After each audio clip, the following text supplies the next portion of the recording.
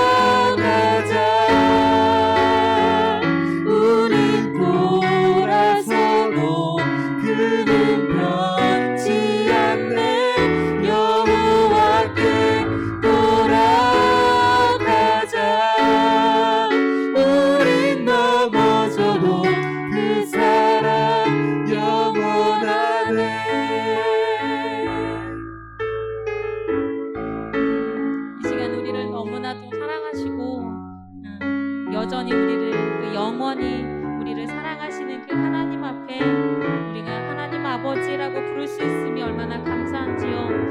우리의 그 사랑 고백을 이 시간 기도로 묵상으로 함께 고백했으면 좋겠습니다. 또 예배를 위해 우리 말씀 전하시는 목사님과 또 그 말씀을 통해 우리가 전진되어지는 삶이 되어줄 수 있도록 그 삶을 살아낼 수 있도록 우리 성령 하나님께 이 시간 고백하면서 나아갔으면 좋겠습니다. 함께 기도하시겠습니다.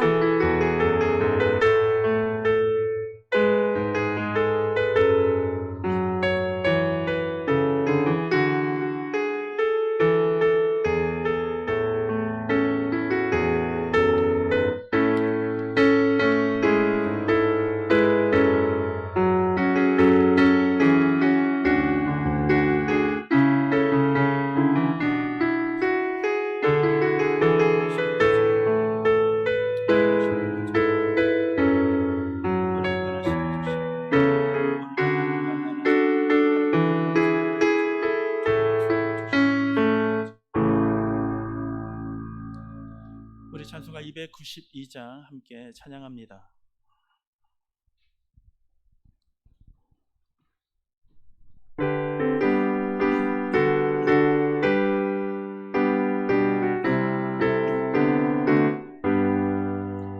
주 없이 살 수 없네 죄인의 구주여 그 귀한 몸의 피로 날 구속하소서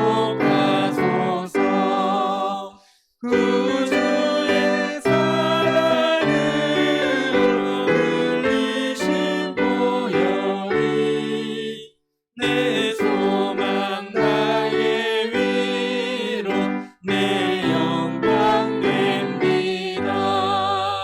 주 없이 살 수 없네 나 혼자 못 서리 힘없고 부족하며 지혜도 없도다 내 주는 나의 생명 또 나의 힘이라 주님을 의지하여 지혜를 얻으리 주 없이 살 수 없네 내 주를 아신다 내 영의 깊은 간구 마음의 소원을 주밖에 나의 마음 비어라 주리요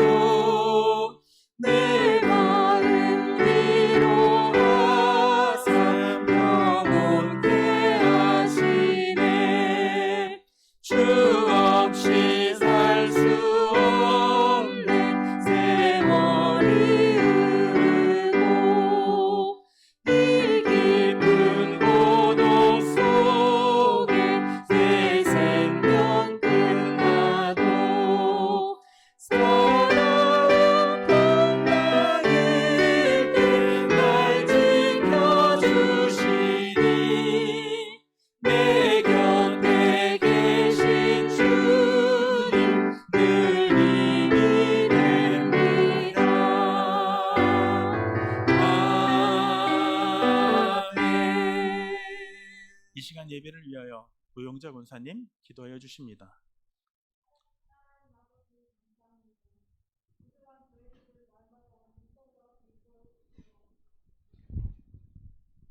하나님의 큰 힘으로 저희들 날마다 살아갈 수 있도록 인도해 주셔서 하나님 감사합니다. 하나님 코로나로 인하여 우리가 다 모이지 못하오나 곳곳에 있는 그곳에서 하나님을 찬양하며 경배할 수 있도록 하나님 도와주시옵소서. 아버지 이 나라 이 민족 위에 하나님의 크신 뜻이 있는 줄 압니다.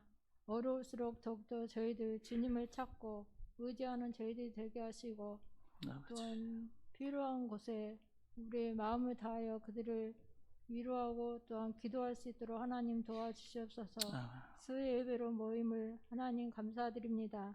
사랑하는 목사님 위에 함께해 주셔서 눈동자같이 보여주시고 성령으로 감화 감동하여 주셔서 오늘 말씀을 통하여 우리가 큰 은혜를 받는 귀한 시간 되게 하나님 도와주시고 기도하는 기도마다 하나님 응답하시며 말씀으로 늘 새롭게 변화할 수 있도록 하나님 도와주시옵소서. 아멘. 우리가 이 말씀을 듣고 의지하며 한 주간도 살 때에 큰 힘이 되게 하시고 또한 말씀을 읽음으로 인하여 우리가 깨달음 얻게 하시고 기도함으로 응답받아서 더욱더 주님을 찾고 의지하는 저희 믿음의 성도들이 다 될 수 있도록 하나님 도와주시옵기를 원하고 기도합니다. 하나님 시간도 함께 해주시고 저희 예배를 기쁘게 받아주시기 원하며 예수님의 이름으로 기도드렸습니다. 아멘.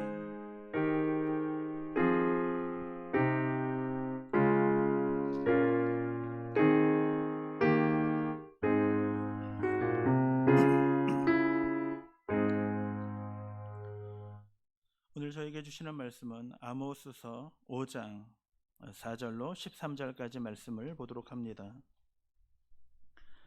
아모스서 5장 4절로 13절까지 말씀 우리 다 같이 한 목소리로 함께 읽도록 하겠습니다. 4절입니다.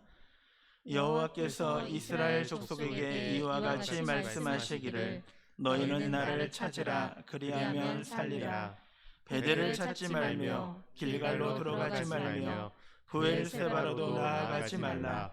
길갈은 반드시 사로잡히겠고 베델은 비참하게 될 것임이라 하셨나니 너희는 여호와를 찾으라 그리하면 살리라. 그렇지 않으면 그가 불같이 요셉의 집에 임하여 멸하시리니 베델에서 그 불들을 끌 자가 없으리라. 정의를 쓴 쑥으로 바꾸며 공의를 땅에 던지는 자들아, 묘성과 삼성을 만드시며 사망의 그늘을 아침으로 바꾸시고 낫을 어둠으로 바꾸시며 바닷물을 불러 지면에 쏟으시는 이를 찾으라. 그의 이름은 여호와시니라. 그가 강한 자에게 갑자기 패망이 이르게 하신즉 그 패망이 산성에 미치느니라. 무리가 성문에서 책망하는 자를 미워하며 정직히 말하는 자를 싫어하는도다. 너희가 힘없는 자를 밟고 그에게 미리 부당한 세를 거두었은즉 너희가 비록 다듬은 돌을 집을 건축하였으나 거기 거주하지 못할 것이요 아름다운 포도원을 가꾸었으나 그 포도원을 마시지 못하리라. 너희의 허물이 많고 죄악이 무거움을 내가 아노라. 너희는 의인을 학대하며 뇌물을 받고 성문에서 가난한 자를 억울하게 하는 자로다. 그러므로 이런 때에 지혜자가 잠잠하나니 이는 악한 때이니라. 아멘. 오늘 본문의 말씀을 보면서 나를 찾으라 두 번째 시간 우리가 함께 말씀을 나를 찾으라를 함께 나누도록 하겠습니다. 사무엘 베케트의 희곡에 보면 고도를 기다리며라는 희곡이 있습니다. 거기에 보면은 이 당시의 삶에 고도라는 사람을 삶 속에서 고도라는 사람을 기다리는 내용입니다. 물론 이 고도가 누구인지는 저자는 우리들에게 이야기하지 않고 있습니다. 그러나 그 고도라는 사람을 기다리면서 삶의 무료함에 대한 이야기들을 우리들에게 해주고 있습니다. 여기에 보면 두 명의 인물이 등장하는데 하나는 불황자였던 에스트라곤과 또 하나는 블라디미르라는 사람입니다. 이들은 이렇게 무의미한 시간들을 이야기합니다. 예수님이 십자가에 못 박일 때 그 강도들이 누군가라는 이야기들을 합니다. 그들이 결론을 도달하기 위하여 이야기를 하는 것이 아닙니다. 그냥 무료하게 시간을 보내는 그 무의미한 대화들을 계속하고 있다는 것입니다. 그런가 하면 나무가 든든히 기둥이 위에 박혀 있는 것을 보면서 그런 말을 합니다. 우리 심심한데 저 기둥에다 우리의 목을 한번 매볼까? 라는 이야기들을 합니다. 이렇게 아무 의미가 없는 무의미한 대화들을 함께 나누다가 이막에 보면 그런 어떤 사람이 살려달라는 이야기를 합니다. 나를 살려주세요 라고 얘기할 때요. 이 두 친구가 그 이야기를 듣다가 이런 얘기를 합니다. 누군가가 위험에 처했나 보다. 도와줘야지? 라고 하다가 한 친구가 이런 얘기를 합니다. 그게 나랑 무슨 상관이야? 라는 것입니다. 그것이 우리랑 무슨 상관이야? 저 사람이 도와달라면 나랑 무슨 상관이야? 라고 이야기를 하다가 이런 결론을 얘기를 해요. 그래, 어쩌면 우리는 인류의 대표로서 우리는 유일하게 그 이야기를 우리는 들은 거야 라는 이야기를 해요. 여기서 이 사무엘 베케트는 이런 이야기를 합니다. 그러니까 이 땅의 삶이 좀 온전해지고 좀 거룩해지고 좀 바른 삶을 살아가기 위해서는요, 사회의 부조리 속에서 그 누군가가 나에게 무언가를 필요로 할 때 우리는 그 사람 앞에서 걸음을 멈출 수 있고, 그 사람이 나에게 무언가를 요구할 때 거기에 응답하는 것이라는 이야기로 결론 부분에서 이야기를 합니다. 오늘 성경에서 우리의 거룩함이 무언가라고 얘기할 때 저는 거룩함을 이렇게 생각을 해봐요. 우리의 일상 속에서 우리가 하나님의 자녀라는 것으로 누군가가 나에게 도움을 필요로 할 때 그 자리에 멈출 줄 알고, 누군가가 나에게 무언가를 요구할 때 그 이야기에 귀를 기울일 줄 아는 것, 그것이 거룩함이 아닌가라고 생각을 합니다. 아모스는 우리들에게 두 가지의 의미를 해요. 하나는 공의와 하나님의 정의에 대해 우리에게 끊임없이 이야기합니다. 왜요? 이 이스라엘은 하나님의 거룩한 백성임에도 불구하고 가장 기본적으로 있어야 할 정의와 공의가 무너졌던 시대였기 때문입니다. 그런 면에서 오늘 우리가 살고 있는 우리의 삶도 정의가 바르고 공의가 바르냐라는 문제를 생각해 볼 때 우리는 그 문제에 대하여 공의와 정의가 바르지 않아 라는 문제가 아니라 나는 그 공의와 정의를 따르는 사람인가 라는 것에 대하여 우리의 신앙의 거룩함이 시작되어지지 않는가라는 것입니다. 사람들이 뭐라고 얘기하든 다른 교회가 뭐라고 얘기하든 중요한 것이 아니라 우리는 하나님 앞에서 올바른가? 하나님이 우리에게 원하시는 그 바른 거룩함이 우리에게 있는가에 우리는 초점을 맞춰야 한다는 것입니다. 겨자씨 중에서 주파수를 맞춰라라는 것이 있습니다. 이 이야기는 좀 생뚱맞을 수 있지만 이거는 일본의 막부 시대 때 이루어졌던 것이죠. 오사카 성에, 그 오사카 성은 우리가 잘 아는 것처럼 토요토미 히데요시의 아들인 오데요리가 그곳에 있습니다. 히데요리가 그곳에 있습니다. 이 히데요리는 아버지의 뒤를 이어서 이 천공불락, 그러니까 난공, 도무지 이 성을 열지 않는 한 들어가지 못하는 것. 그래서 히데요시는 그의 아들 히데요리에게 이렇게 얘기합니다. 위기가 있을 때 이 성에 들어가 문을 잠궈라라고 얘기해요. 그 성은 성 주변으로 물이 흐르는 곳입니다. 그래서 성도 높고 도무지 점령할 수 없는 성이에요. 그때 도쿠가와 히데요시는 이 성을 침범하기 위하여 군사들을 끌고 들어옵니다. 오랜 시간 싸움을 하는데 이 성을 도저히 점령할 수가 없는 거예요. 시간의 흐름 속에서 성을 문을 열고 항복하면 다 살려주겠다라고 얘기합니다. 근데 히데요시는 너무 오랜 시간에 이제 전쟁에 지쳐버린 거예요. 그래서 그러면 도쿠가와가 그렇게 얘기하면 내가 그렇게 하겠다고 문을 열고 나옵니다. 근데 문을 열고 나오는 이 히데요시를 죽여요. 그때 이 히데요시가 그렇게 이야기를 합니다. 우리는 기본적으로 입으로 말한 것은 지키지 않는 자는 사무라이가 아니다라고 이야기를 해요. 그랬더니 도쿠가는 이렇게 이야기를 합니다. 적장의 말을 듣고 그 말을 믿는 것은 쇼군이 아니다라는 이야기를 했다라는 것입니다. 저는 하나님을 찾는다라는 것이 뭘까라는 것입니다. 그것은 내 생각, 나의 판단을 고집하는 것이 아니라는 것입니다. 나는 누구의 말을 들어야 하는 존재인가라는 것이죠. 나는 누구의 말을 따르는 사람인가라는 것을 아는 것이 하나님을 찾는 것이라고 생각합니다. 우리에게 많은 주파수처럼 많은 이야기가 우리에게 들려들어요. 어떨 때는 이 말이 맞는 것 같고 어떨 때 이 말이 맞는 것 같습니다. 그러나 과연 우리는 그 많은 주파수 속에서 어디에 초점을 맞추고 있느냐라는 것입니다. 내가 기호하고 내가 선호한 곳에 초점을 맞추는 것이 아니라 하나님의 진리의 말씀, 그 말을 들을 준비가 되어지는 것, 이것이 여호와를 찾는 것의 시작이라는 것입니다. 하나님이 나에게 뭐라고 말씀하실까? 성경은 나에게 뭐라고 얘기하라는 것인가? 라고의 우리의 관심, 우리의 초점을 맞추는 것이죠. 저는 기타를 잘 치지 못해요. 제가 기타를 치게 된 것은 신강교회에 와서입니다. 신강교회에 왔는데 최민혁 전도사라는 분이 중고등부에서 그냥 그만두셨어요. 전도사는 그분 말고는 저밖에 없는데, 그래서 제가 중고등부를 담당해야 같이 했어야 됐습니다. 그때 중고등부로 올라가는데 저보고 찬양을 인도하라고 하더라고요. 해야 되는 분위기, 교회에서도 찬양을 인도해야 되는 분위기, 저는 진짜 진땀이 났습니다. 어차피 해야 되는 거니까. 근데 저는요, 지금도 마찬가지지만 기타 줄을 못 맞춰요.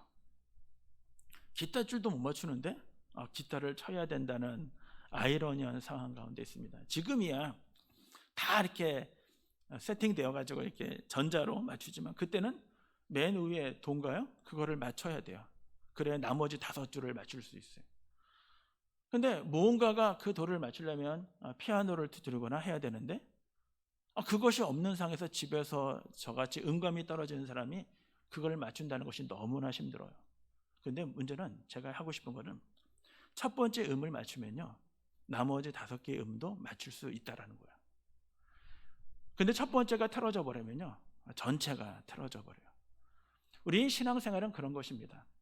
내가 나의 시작이 무엇으로부터 하나님의부터 주파수를 맞추고 그의 음성을 듣기를 원할 때 우리의 신앙은 바로 세워질 수 있다는 것입니다. 이때는 내가 이거를 하고 이때는 이 말씀을 듣겠다? 아니요, 음이 다 틀어져 버린다는 것입니다. 그것은요, 자신이 누구의 말을 들어야 하는지 알지 못했던 시대요리와 동일하다는 것입니다. 그의 핑계, 사무라이가 그럴 수 있어 라는 걸 중요한 것이 아닙니다. 나는 누구의 말을 들었어야 하느냐라는 것입니다. 나는 누구에게 초점이 맞춰져 있어야 하느냐, 이것이 여호와를 찾는 것의 첫 번째임을 우리들에게 이야기해 주고 있는 것입니다. 하나님을 찾는다라는 것은 하나님 어디 계십니까? 하나님 어디 계셔요? 라고 얘기한다고 하나님을 찾는 것이 아니라는 것입니다. 그것이 우리들에게 이렇게 이야기하고 5절에 보면 여호와를 베델에서 찾지 말고 길갈에서 들어가지 말고 부엘세바에서도 찾지 말라라는 거예요. 이러면 하나님을 찾는 거야. 내가 이 정도 신앙생활을 하면 찾는 거야. 내가 이런 마음을 가지면 찾는 거야 라는 것이 아닌 걸 지난 시간에 우리가 함께 생각했어요. 베델이 어디였는지, 부엘세바가 어디였는지, 길갈이 어디였는지 다 거룩한 곳이죠. 우리는 거룩한 곳에 있으면 내가 거룩해질 거라고 생각을 해요. 내 아버지가 목사이면 나는 신앙생활에 좋을 거라고 생각해요. 그렇지 않다라는 것입니다. 어디가 중요한 것이 아니에요.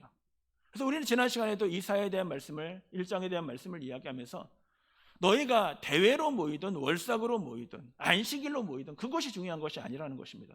그냥 내 마당만 밟을 뿐이야 라고 말씀하시는 것은 우리의 온 마음과 온 인격이 진짜 하나님을 만나기를 원하고 하나님의 말씀 앞에 초점을 맞추기를 원하는 것에서 우리의 거룩함이 시작되어진다는 것입니다. 우리의 외적인 것이 우리의 거룩함을 유지하는 것이 아닙니다. 우리의 구호가 우리를 거룩함을 대변하는 것이 아니라는 것입니다. 하나님을 찾는 것, 그것은 내가 오늘 누구에게 초점을 맞추고 누구를 바라보고 있느냐, 그 싸움이 우리에게 시작되어지는 여호와를 찾는 것이라고 이야기하고 있는 것입니다. 그런데 이스라엘은 그렇지 않았습니다. 온갖 범죄와 온갖 탄압과 온갖 욕심으로 가득 차 있음에도 불구하고 그들은 하나님을 찾고 하나님을 만나고 하나님께 예배를 드린다고 생각을 해요. 나는 하나님께 예배하는 자예요. 나는 하나님의 백성이에요. 그런데 하나님이 이렇게 말씀하셔요. 아니야, 너희는 나를 찾으라. 너희는 나를 찾으라는 얘기는 너희는 나를 만나지 못했다라는 것입니다. 그러니까 나를 찾으라, 나를 만나라고 이야기하고 있는 것입니다. 아니요, 우리는 찾았습니다. 우리는 하나님을 만났습니다. 우리는 하나님께 예배했습니다. 이것이 이스라엘이 하나님께 대변하고 있는 것이죠. 북쪽 이스라엘이 우리는 우리의 나름대로 베델에서 하나님께 예배를 드렸어요. 우리는 11조를 드리고 대회로 모이고 월삭으로 드리고 안식일도 거룩하게 지켰습니다. 이것이 이스라엘 백성들이 하나님 앞에 항변하는 것이나, 하나님은 너희는 나를 만나지 못하고 그러니 나를 만나지 못하게 나를 찾으라고 우리들에게 이야기해 주고 있는 것입니다. 오늘 5절 말씀에 보면 베델을 찾지 말고 길갈로 들어가지 말고 부엘세바라도 나아가지 말라. 길갈은 반드시 사로잡히겠고 베델은 비참하게 될 것이라 하셨나이다. 왜 길갈과 그리고 베델이 비참하게 될 것이라고 얘기했습니까? 거룩한 것이니까, 외형적인 거룩한 것이니까 유지될 거라고? 그렇지 않다라는 것입니다. 하나님을 바로 찾는다는 것은 무언가? 그 7절은 우리들에게 이렇게 이야기합니다. 7절을 우리 다 같이 함께 읽겠습니다. 시작. 정의를 순수로 바꾸며 공의를 땅에 던지는 자들아. 여기 두 가지 단어가 나옵니다. 정의와 공의예요. 정의는 뭘까요? 정의의 정의는 뭘까? 그렇죠? 이 성경에서 나오는 이 정의는요, 사법적 정의예요. 그러니까 사법적 정의라는 것은 법은, 의는 항상 공평하다라는 것입니다. 그러니까 이런 의미를 갖고 있는 거예요. 내가 힘이 있으니까, 내가 유지니까, 내가 권력이 있으니까, 내가 돈이 있으니까 거기에 기울어지지 않는 것, 어떤 환경에도 한쪽으로 기울어지거나 한쪽으로 쏠림이 없는 것, 그것이 정의라는 것입니다. 하나님은 이렇게 하나님의 나라가 이 땅 가운데 이루어지기를 원해요. 나는 대통령의 아들이니까, 나는 무엇니까 라는 문제가 아니에요. 저는 가끔가다 이런 얘기를 들을 때 있어요. 전직 대통령들에 대해서 우리가 예우를 갖추고 요번에 이낙연 군의 말을 들었어야 된다라고 이야기를 해요. 문재인 대통령이 이낙연의 말을 들었으면 좋겠다, 좋았을 텐데 듣지 않았다. 그 이유가 국민의 공감대가 이루어지지 못했기 때문에라는 얘기예요. 국민의 공감대가 50% 육박하는데 라고 이야기를 해요. 저는 그런 생각을 해요. 이 나라가 진정으로 올바른 것은 특별한 사면이 필요하기도 하지만 법이 모든 사람에게 공평해야 된다라고 생각을 합니다. 대통령이라 할지라도, 그 누구라 할지라도 올바르지 않은 것은 올바르지 않은 것에 대하여 심판을 받아야 된다라고 생각해요. 그래야 나라가 정의가 세워지기 때문입니다. 그렇지 않은 거 저는 좀 문제라고 생각해요. 특별하게 사면을 주는 거, 그것도 저는 문제라고 생각합니다. 물론 이 일들에 대해 잘 판단하고 하겠지만, 그러나 진짜 모든 사람들이 공감하고 모든 사람들이 그렇구나 라고 하지 않기까지는 저는 해야 된다고 생각합니다. 51%가 찬성했으니까 하고 49%가 반대했으니까 하지 말아야 돼, 2%가 더 많으니까 라는 거 논리도 맞지 않는다고 생각합니다. 저는 가급적이면, 저는 교회 정치를 참 좋아하는 것 중에 하나가 그거예요. 당회는, 저희 당회는 누구도 반대하면 하지 않는다는 것입니다. 될 수 있으면 모두가 함께 거기에 대해서 참여하고 그렇다라고 해야지 그것이 올바른 것이 아닌가. 오늘 이 정의에 대해서 그렇게 이야기한다면 공의는 뭘까? 공의는요, 정의가 사법적 정의라면 공의는 회복적 공의입니다. 이 회복적 공의다라는 말은 이런 것입니다. 뭔가 어떤 사람이 누리지 못하는 사람들이 우리에게 있다면 그 사람이 누릴 수 있게 해주는 그것이 공입니다. 모든 사람에게 들어가야 할 기본적인 혜택들은 다 돌아가게 하는 그것이 공의라는 것입니다.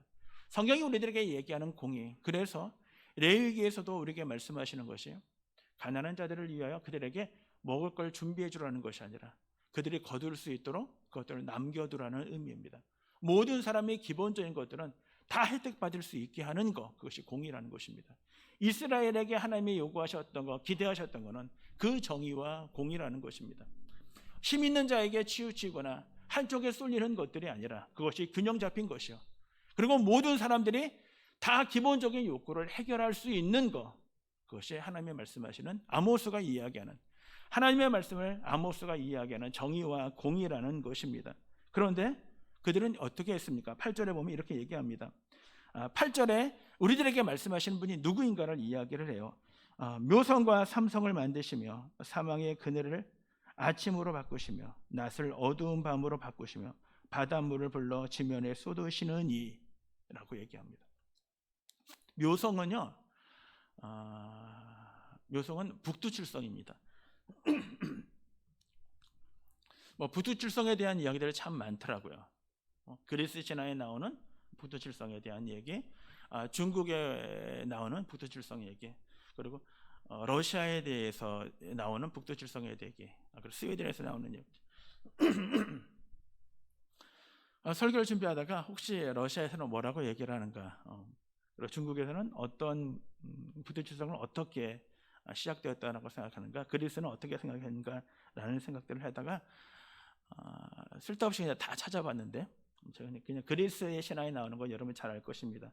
제우스의 총애를 받던 칼리스토가 헤라의 미움을 받아서 벌어지는 일, 그렇죠? 그래서 그리고 뭐 아메리카 대륙에서는 부도칠성 어떻게 보는가?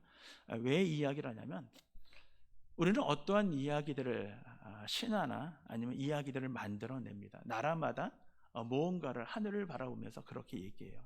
무수한 많은 이야기들이 만들어지고 생산되어져요. 그런데 그 많은 이야기들의 소재거리였던 그 하늘의 그 별, 한마디로 얘기하면 북두칠성을 만든 이가 누구냐라는 것입니다. 삼성을 만든, 오리온 자리를 만든 세 개의 별이 이어지는 그걸 만든 이가 누구냐라는 것입니다. 얘나 이분은 하늘만 만드신 것이 아니라 사망의 그늘을 아침으로 바꾸시고 낮을 어두운 밤으로 바꾸시며 바닷물을 불러 지면에 쏟으시는 이라고 얘기합니다. 온 우주 만물을 만드신 뿐만 아니라 그것들을 운행하시고 우리가 전혀 생각하지 못하는 것들을 바꾸실 수 있는 그분을 찾으라라는 것입니다. 그분이 누구냐? 그분이 여호와 신이라라고 이야기죠. 결국은 우리는 우리의 판단으로 하나님이 이런 것이다가 아니라 우리의 생각 그 너머로 훨씬 더 많은 일들을 하시고 더 많은 것들을 유지하시고 더 많은 것들을 이끌어 가시는 그분을 너희가 찾아야 되지 않겠느냐. 그분이 여호와 하나님이시다라는 것을 아모스가 우리들에게 이야기해 주고 있는 것입니다. 저는 이 시점에서 이런 생각을 한번 해봤어요. 한번 물어볼게요. 여러분들 기도의 응답 받고 싶으십니까? 기도의 응답 받고 싶으셔요? 저도 기도의 응답 받고 싶어요. 저는 어릴 때는 기도의 응답을 이렇게 생각했습니다. 제가 기도하면 앞에서 무언가 형상이 나타나면서 뚜렷한 목소리로 저에게, 영수야, 나는 전능하신 하나님이다. 나는 예수 그리스도야. 너에게 얘기할게 라고 얘기를 합니다. 왜 그렇게 생각했는가? 마리아에게 나타나셔서 천사가 그렇게 얘기한 것 같았어요. 이사야에게 나타나서 성전에서 그렇게 말씀하신 것 같았어요. 그래서 그렇게 하나님이 우리에게 응답하실 것이다 라고 생각했습니다. 제가 신학을 공부하고 신앙이 깊어질 쯤에는 그것이 아니다라는 생각을 갖습니다. 내 안에서 나의 생각, 나의 일들을 몰아가시고 그리고 나로 하여금 순간순간 그 말씀 앞에 깨닫게 하시는 그것이 하나님이 우리에게 주시는 응답이라고 생각했습니다. 그런데 여러분, 제가 발견해냈습니다. 하나님의 응답을 받는 비결, 100% 하나님의 응답을 받는 비결을 제가 여러분에게 알려드리겠습니다. 이거는 어느 교회 가서도 들을 수 없는 것이고 어느 목사님도 얘기한 적이 없으실 수도 있습니다. 제가 여러분에게만, 수요예배 드리는 여러분에게만 팁을 알려드리겠습니다. 여러분, 하나님 앞에 응답을 받을 수 있는 것, 그것은요, 여러분의 하나님의 마음과 같아지면 됩니다. 그러면 여러분 응답 받을 수 있습니다. 100% 받을 수 있습니다. 기도는요, 우리의 요청이기도 하지만 사실은 기도는 그 하나님의 응답에, 하나님의 말씀하시는 것에 반응이기도 한 것입니다. 그래서 기도는 우리가 어릴 때는 우리가 요구를 하는 것을 하나님께 드렸다면 우리가 성숙해지면은 하나님의 뜻이 무엇인지 우리가 그렇게 행하게 하옵소서. 이것이 성숙한 기도의 변화로 바꾸어지는 것입니다. 그래서 성숙해지면 기도는 나 중심에서 우리의 이웃들로 바뀌게 되는 것입니다. 우리의 힘든 자, 우리의 어려운 자, 우리의 공동체, 나라와 민족을 위하여 기도하게 되는 것입니다. 이것이 하나님 앞에 거룩하며 이것이 하나님을 찾는 믿음의 삶의 성숙함임을 우리들에게 말씀해 주고 있습니다. 오늘 10절 말씀에 보면 이렇게 우리들에게 이야기해 주고 있습니다. 무리가 성문에서 책망하는 자를 미워하며 정직히 말하는 자를 싫어하는도다 라고 얘기합니다. 여러분, 혹시 직장이나 여러분의 있는 일터에서 그런 것이 있습니까? 무언가 사람들이 올바르지 않은 일들을 도모해요. 그거는 불법인 것 같은데 그 일들을 마땅히 하는 것처럼 그렇게 이야기할 때 누군가가 툭 튀어나와서 이렇게 얘기합니다. 그건 불법이에요. 그렇게 하면 안 됩니다. 그거는 바른 것이 아니에요 라고 이야기를 한다고 생각하면 여러분은 어떻게 생각하겠습니까? 전에도 한번 얘기했던 것 같은데 저희 교회가 앞에 간판이 3층에 이렇게 가로로 있었습니다.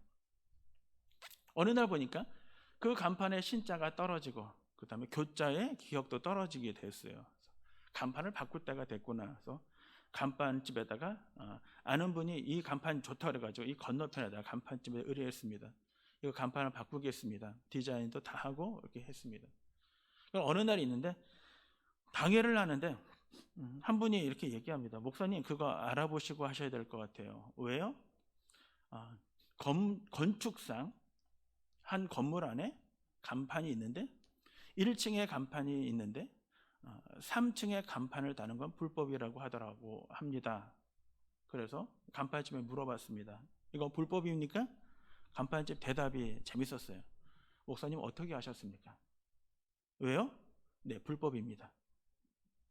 라는 거야. 어디다 달아야 됩니까? 4층에다가 낱글자로 달아야 됩니다. 그래야 건축법상 문제가 없습니다. 왜 그 얘기를 지금 하십니까? 목사님, 단원고에 이 간판을 관리하는 사람이 딱 2명 있습니다. 그들은 한 번도 실사로 나간 적이 없고 대부분의 건물에 있는 모든 것들은 다 불법입니다. 다 불법이에요. 제가 아는 교회, 이 교회 보십시오. 다 불법입니다. 제대로 지키는 데가 이상할 정도입니다. 라는 얘기예요.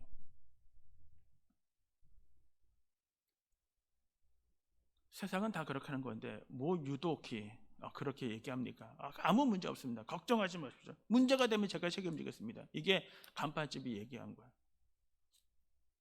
저희는 당일을 거쳐서 안 했습니다. 이미 제작이 되어져서 그거 위약금도 불고 다시 낱글자로 신강교회 했습니다. 왜요? 불법인데요. 교회가 불법을 저지르면 그게 무슨 교회입니까? 아니잖아요. 하면 안 되잖아요. 그래서 안 했습니다. 물론 돈은 많이 들어갔어요. 근데 저희 장로님들이 너무나 감사했던 거는 목사님 잘하셨습니다. 그것이 맞는 것 같습니다. 라는 거예요. 사랑하는 여러분, 우리가 무엇인가 올바르지 않은 것들을 도모할 때 그것이 올바르지 않습니다. 그러면 사람들은 우리를 이상하게 봐요. 특별한 사람? 너만 유독 그러냐? 남들 다 그러는데 그렇다고 뭐가 달라지냐? 라는 이야기들을 해요. 오늘 그 이야기를 하고 있다는 것입니다. 올바르지 않은 시대가 흘러갈 때 올바르게 이야기하는 사람들에 대하여 사람들은 그들을 좋게 보지 않는다라는 것입니다. 우리가 성문에서 책망하는 자를 싫어하며 정직히 말하는 자를 싫어한다, 미워한다라고 우리들에게 이야기해 주고 있다는 것입니다. 여러분, 성경의 역사상 선지자들이요, 환대를 받은 예가 별로 없어요. 선지자들 하는 일이 무엇입니까? 하나님 앞에 올바르지 못한 것들을 지적하고 하나님 앞에 올바르게 삶을 살아가라고 우리들에게 끊임없이 이야기해 주고 있기 때문입니다. 성경에서 선지자들이 환대하고 사람들에게 인정받았던 데는 딱 한 번 있어요.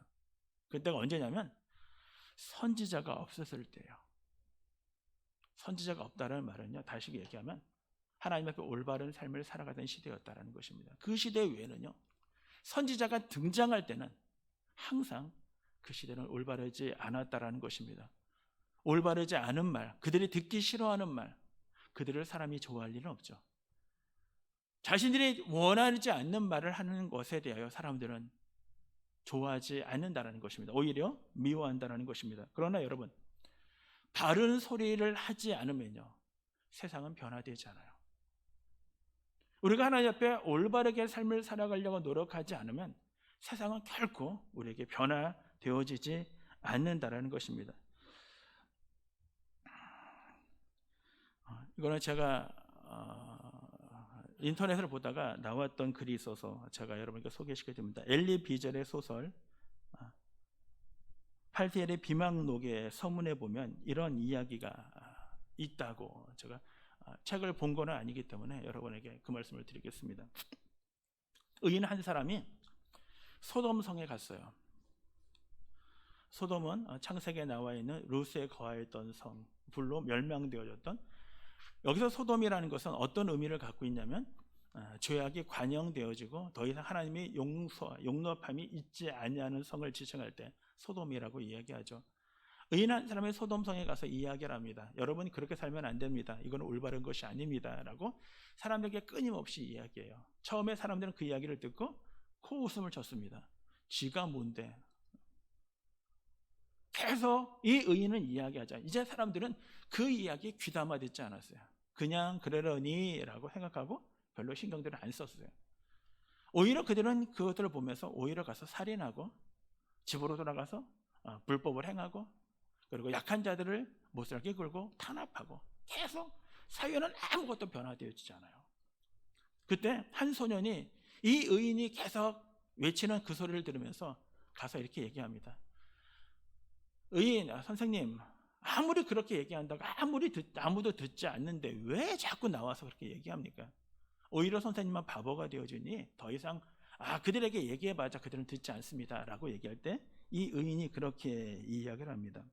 나는 처음에는 그들이 내 이야기를 들을 거라고 생각했지만 지금 나도 그들이 내 얘기를 듣는 것에 대하여 나는 믿지 않는다. 그들이 내 얘기를 안 들을 거라고 나는 알고 있다. 그러나 내가 지금 외치고 있는 것은 그들이 나를 변화시키지 못하도록 나는 외치고 있다라고 얘기합니다. 이 말은 내가 아무리 올바르다 할지라도 내가 올바름에 대한 이야기하는 것은 혹시 내가 무너져 버릴 나의 심정, 내가 그들의 그 모습을 본받을까 봐, 오히려 내가 약해질까 봐에 대한 자신의 외침이라고 우리들에게 이야기해 주고 있는 것입니다.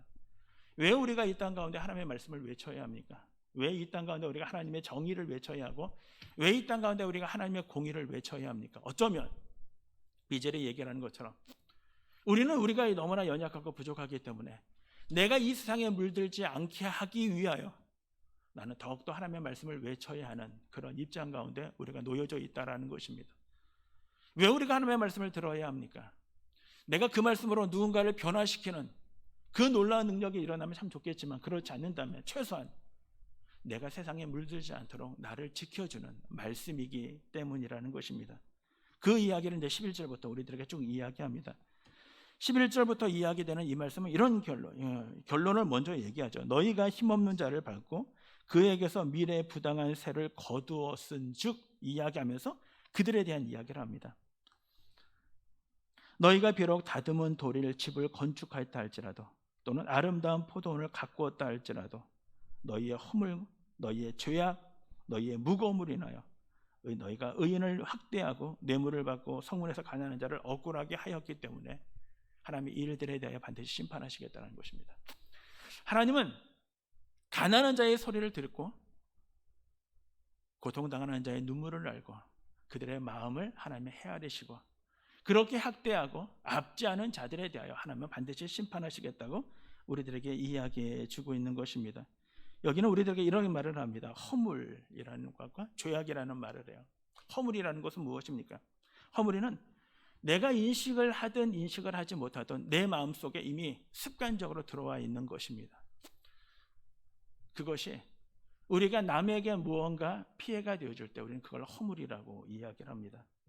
또는 죄악입니다. 죄악은 하나님의 뜻을 알면서도 그 일을 하지 않을 때 우리는 죄악이라고 얘기합니다.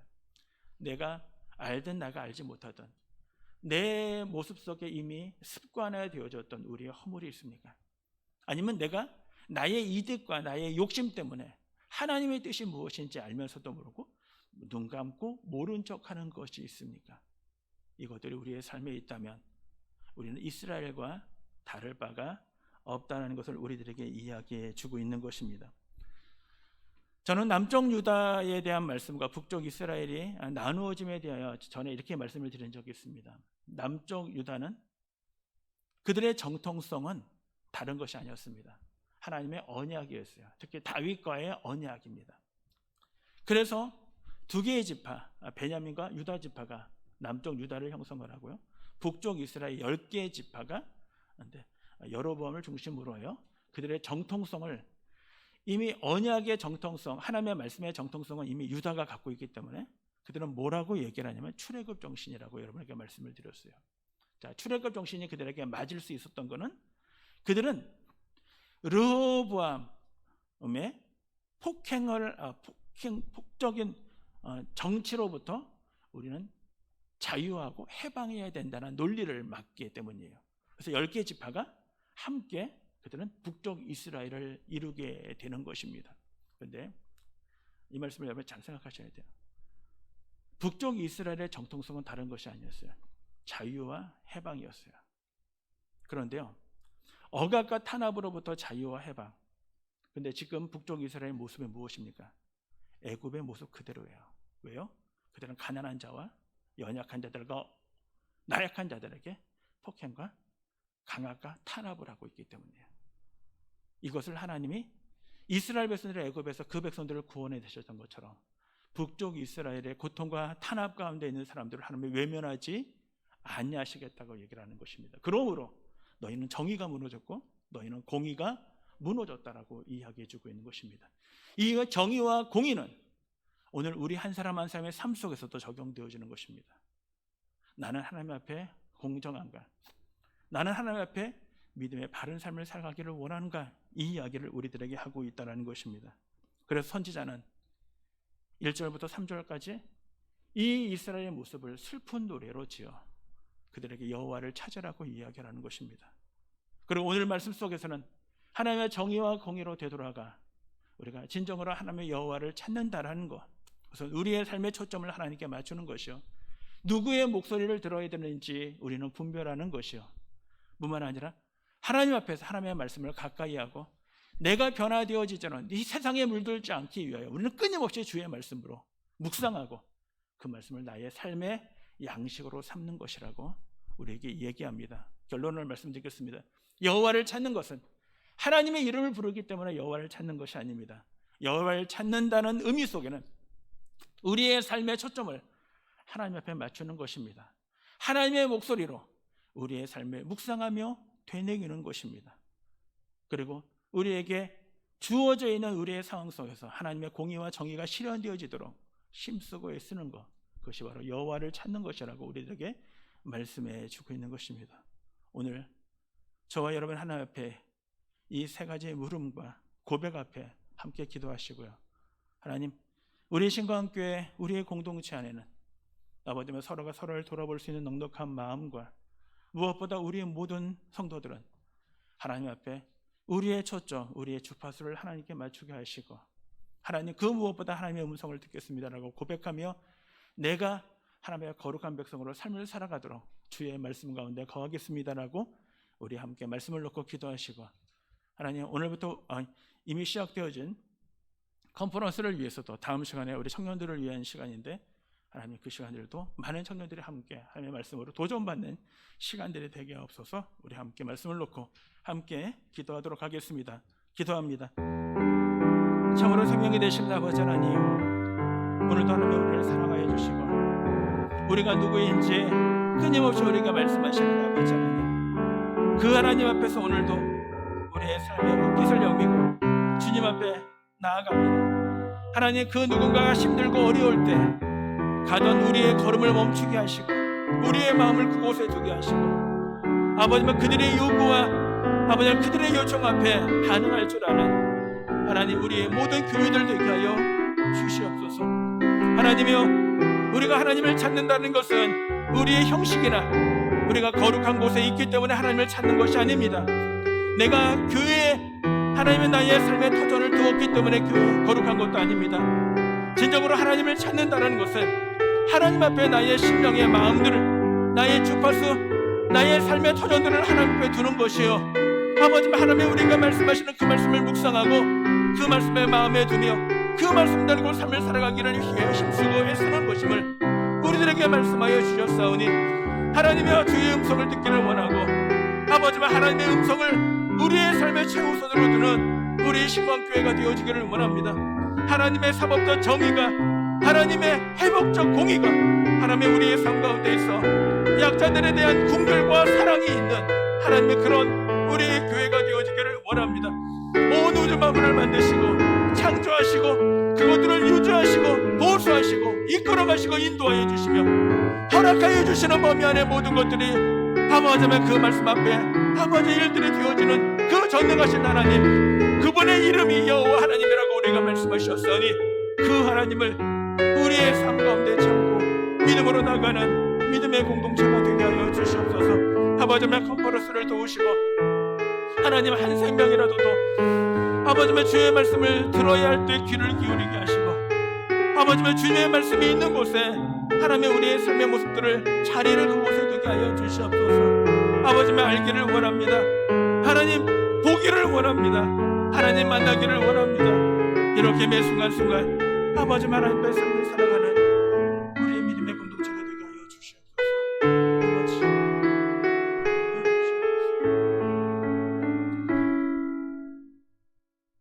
참으로 은혜로우신 아버지 하나님, 오늘도 3일째 되는 날 저희를 예배 자리에 부르시고 아버지 그곳에 주님의 이름을 두시고 주님의 이름뿐만 아니라 함께 계시는 하나님이심을 우리로 예배 가운데 듣고 보게 하여 주셔서 하나님 감사합니다. 무엇보다 하나님 이 시대가 참으로 힘들고 어렵고 아버지 하나님 어두워져가는 이 시대 속에서 하나님을 찾는 자들이 더 늘어나게 하시고 아버지 하나님 앞에 우리의 초점을 맞추고 그의 목소리에 우리의 주파수를 맞추며 아버지 그분이 우리에게 말씀하시는 말씀을 묵상하며 그 말씀 가운데 세상에 물들지 아니하고 더 거룩한 백성으로 삶을 살아가기를 힘쓰고 애쓰는 우리 신광교회 모두들을 도우시고 우리의 가정이 그렇게 변화받게 하시고 우리의 삶의 터전이 우리의 일터가 그렇게 변화받는 놀라운 믿음의 사람들로 살아가게 하여 주시옵소서.